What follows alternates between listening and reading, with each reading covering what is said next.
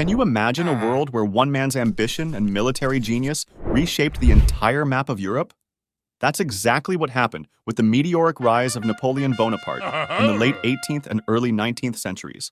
Today, we're going to explore how this legendary figure went from being a minor military officer to crowning himself Emperor of France and one of history's most influential leaders. Buckle up, because Napoleon's journey is one wild ride full of battles, political intrigue, and groundbreaking reforms. Dans mon esprit tout y va, je me perds dans tes yeux, je me noie dans la vague de ton regard amoureux. To truly grasp how Napoleon Bonaparte emerged as the preeminent leader of France, we must first examine the volatile political landscape he inherited after the tumultuous French Revolution from 1789 to 1799. With the monarchy abolished and King Louis XV executed, France found itself mired in a state of social upheaval, economic calamity, and chronic political instability. The years following the revolution's idealistic beginnings devolved into a period of extreme violence and civil strife known as the Reign of Terror, from 1793 to 1794. Under the radical revolutionary government led by Maximilien Robespierre, over 16,000 people were executed by guillotine for perceived anti-revolutionary crimes. Regular citizens lived in perpetual fear as paranoia and bloodshed consumed the nation. Even after Robespierre's downfall, the political situation remained precarious with the rise and fall of various factions vying for control of the fragile French Republic. We're talking about a kaleidoscope of rapidly shifting powers, from the moderate Girondists to the more extremist Jacobins and countless other competing groups. This constant churning of leadership fueled unrest, riots, and civil war that tore apart the very fabric of French society. The economic situation was equally dire, with soaring bread prices, hyperinflation, and product shortages straining the populace. You could literally watch the value of your hard-earned wages disintegrate before your eyes each passing week. So by 1799, France was essentially a failed state gripped by famine, internal conflict, and a shocking inflation rate. It was a tinderbox of misery and chaos, just waiting for a strong, decisive figure to restore order, quell the incessant violence, and provide a coherent vision for the future. Enter the young and wildly ambitious Napoleon Bonaparte. Having already earned a reputation for military brilliance with his early revolutionary victories, the rising star saw this as his moment to seize power and resurrect France from the ashes. Through a daring coup d'état in November 1799, Napoleon and his allies effectively overthrew the crumbling Directory Republic and installed him as the nation's supreme leader with the rank of First Consul. With this fateful move, Napoleon secured his status as the providential strongman to rescue France from its post-revolutionary anarchy. The rest, as they say, became history as Bonaparte steadily consolidated his grip over the next 5 years before being coronated as the Emperor of France in 1804. But without the chaotic conditions bred from the French Revolution's aftermath, Napoleon may never have gotten his once-in-a-lifetime shot at glory. So who was this man who would become such a dominant force in French and European history? Napoleon was born in 1769 on the Mediterranean island of Corsica to a minor Italian noble family. He attended elite military schools in France and quickly rose through the ranks as an artillery officer during the Revolution. His first major opportunity came in 1793, when the British were laying siege to the city of Toulon in southern France.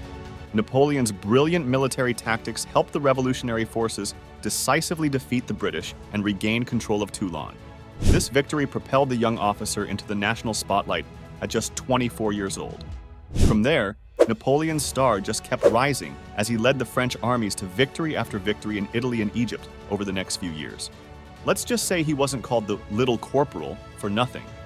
Napoleon was only 5 feet 6 inches tall, but he had the courage, intellect, and ambition of a giant on the battlefield. But Napoleon's ambitions soon turned political.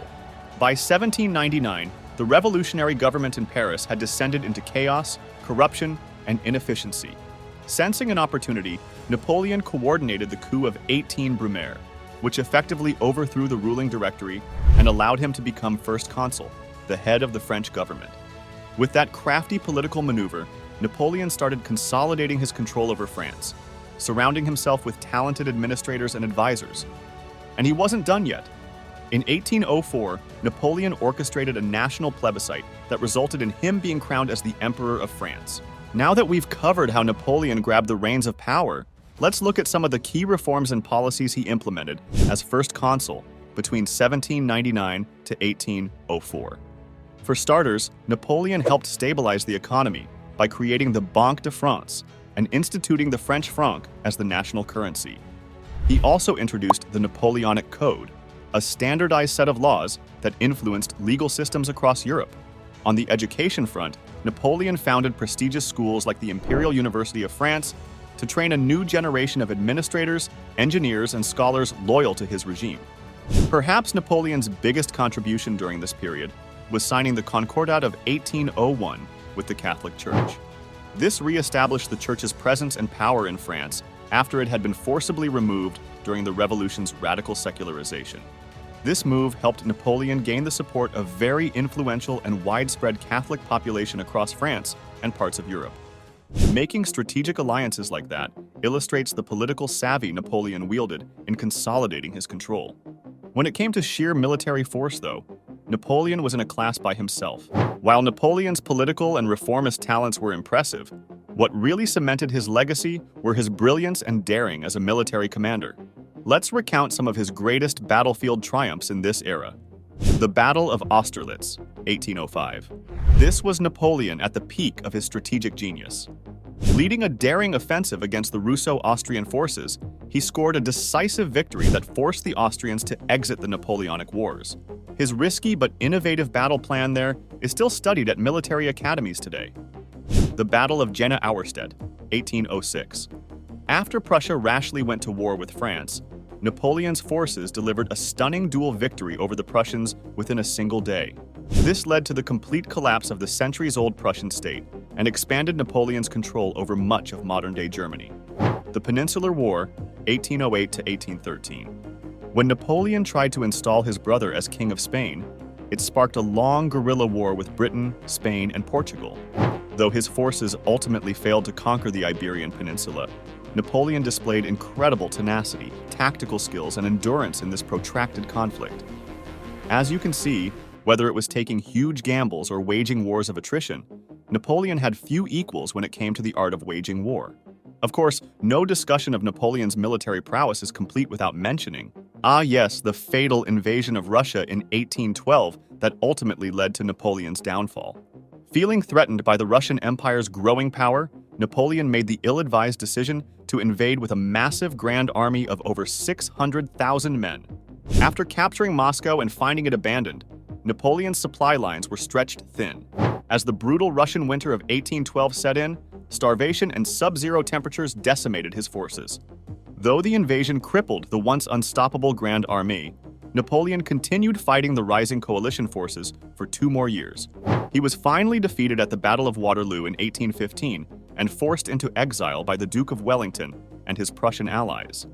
So while that Russian invasion proved Napoleon's military overreach, it couldn't overshadow his almost 2 decades of triumphs on European battlefields. While Napoleon Bonaparte's martial exploits and conquests solidified his place in military history, his most indelible mark was made through the sweeping political, legal, and social reforms enacted during his reign as Emperor of France from 1804 to 1814. Arguably, Napoleon's most renowned and enduring legacy was the establishment of the Napoleonic Code in 1804. This comprehensive legal framework standardized laws pertaining to property rights, criminal justice, families, and more for the first time in French history. The Napoleonic Code's principles still underpin many modern legal systems today, from courtroom procedures to protecting individual civil liberties. In abolishing feudal remnants, the Code promoted equality, social mobility, and meritocracy values that were radically progressive at the time. Under the same nationalist spirit, Napoleon implemented domestic policies in an effort to unify, centralize, and modernize French institutions.